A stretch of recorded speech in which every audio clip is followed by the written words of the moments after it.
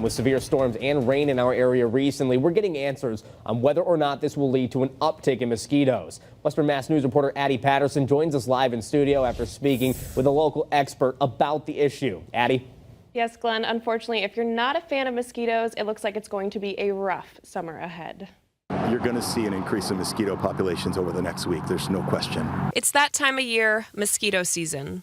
And with recent storms and wet weather here in Western Mass, that means more of these flying pests can be expected. If it's dry in the woods and it's dry on your property, you're going to see less development. As soon as we get to this significant amount of rain in a short time, you've got wet water, standing water everywhere that's up to temperature for breeding, and they take advantage of that quickly. Western Mass News caught up with Bob Russell, entomologist with American Pest Solutions. He tells us heavy rain and humidity causes mosquito populations to increase because it creates standing water for them to lay their eggs in. And it's going to be at 70 degrees.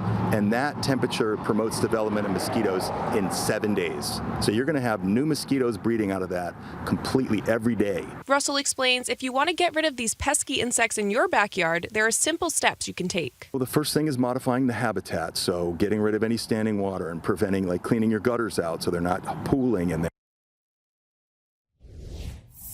Russell also tells me that dusk and dawn are the most popular times for mosquito activity, so if you're going outside for a walk this summer, it's best to stay protected and use insect repellent to prevent getting bitten. Reporting in studio, Addie Patterson, Western Mass News.